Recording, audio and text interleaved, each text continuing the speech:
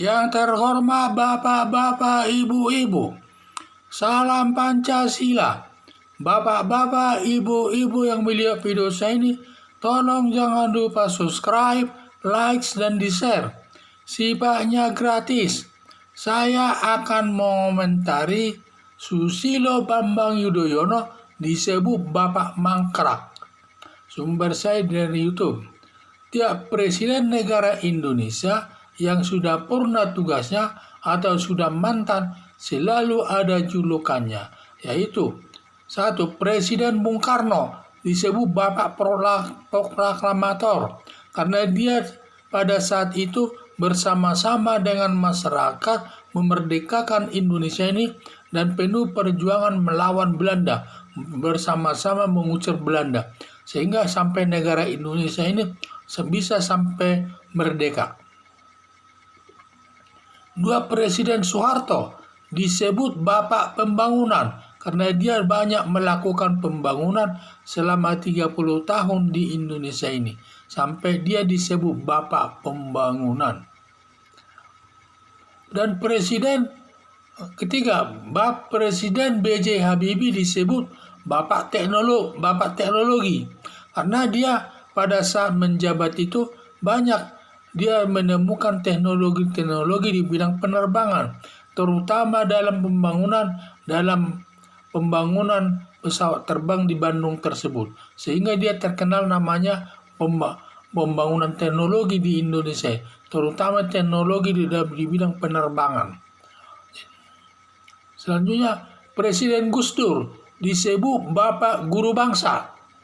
Kenapa dia disebut Bapak Guru Bangsa? Karena selama dia sudah menjadi Presiden RI, tercipta keharmonisan sesama pemeluk agama yang berbeda. Jadi dia tidak, yang tadinya banyak pertentangan agama, tetapi setelah Gus Dur memegang jabatan presiden, maka disebut Guru Bangsa karena dapat menciptakan toleransi yang baik sesama pemeluk agama yang berbeda. Jadi itulah yang saya lihat. Selanjutnya, Presiden Susilo Bambang Yudhoyono disebut Bapak Mangkrak. Alasan menyebut mantan Presiden Bambang Yudhoyono Bapak Mangkrak karena selama menjabat 2 periode selama 10 tahun banyak proyek pembangunan yang mangkrak. Dalam pemerintahan Jokowi ada 39 proyek mangkrak pada saat dibangun oleh Presiden Susilo Bambang Yudhoyono. Sampai ada 39 proyek dilaporkan ke Komisi Pemberantasan Korupsi syarat perbuatan korupsi. Tetapi sampai sekarang Komisi Pemberantasan Korupsi tidak ada menyelesaikan satupun kasusnya. Cara melakukan perbuatan korupsi dalam pemerintahan Susilo Bambang Yudhoyono, hampir setiap proyek dibangun 20%, sehingga dana 75% lagi setiap proyek diduga dikorupsi. Jadi kalau sekian puluh ribu proyek dikali sekian anggarannya itu sekali ke 75% dari proyek tersebut berapa triliun itu.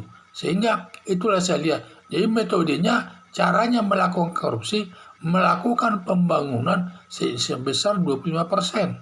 Sehingga 75% lagi mereka tidak dilaksanakan pembangunan sehingga mangkrak. Sehingga dana 75% lagi dinikmati para pelaksana-pelaksananya. Yang tentu yang dikorupsi lah ya.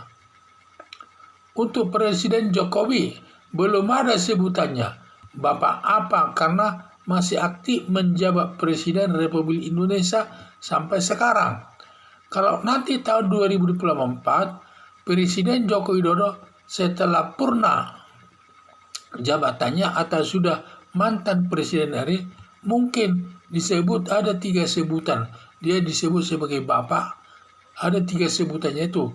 Presiden Joko Widodo disebut Bapak bersih dari korupsi.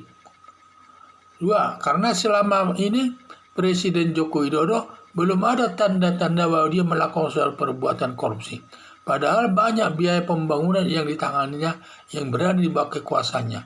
Tetapi satu pun tidak ada suara-suara masyarakat bahwa dia melakukan perbuatan korupsi. Itulah yang saya lihat. Kalau tidak sebelum-sebelumnya, kita tidak usah meragukan sebelum-sebelumnya banyak melakukan perbuatan korupsi. Tetapi untuk Presiden Joko Widodo ini hampir tidak ada terdengar bahwa dia melakukan perbuatan korupsi. Dan sangat baik. Kemudian yang kedua, Presiden Jokowi disebut Bapak Pembangunan Daerah se-Indonesia. Jadi selama Presiden Joko Widodo ini, dia melakukan pembangunan seluruh Indonesia merata. Baik di Papua, baik di Maluku, di NTT, merata pembangunan itu. Sampai masyarakat senang atas pembangunan yang dilakukannya. Sampai masyarakat tersebut memberikan penghargaan kepada Presiden Joko Widodo ini dalam bentuk di Nusa Tenggara Timur. Karena pembangunannya sangat banyak, dijulukilah, dia diberikanlah di sana, dibuat patung Presiden Joko Widodo tersebut di Nusa Tenggara Timur sebagai rasa merasa kasih pembangunan yang diberikan kepada Nusa Tenggara Timur. Demikian juga Maluku. Dulu katanya dia daerah terpencil, daerah terpinggirkan, tetapi sekarang dia dapat dibangun dengan baik, sehingga sampai ada lagunya berjudul Jokowi. Karena pembangunan itu dulunya hanya dipusatkan di Jawa. Beberapa presiden memerintah di Indonesia, pembangunan hanya dipusatkan di Jawa. Hampir pembangunan di luar Jawa ditinggalkan.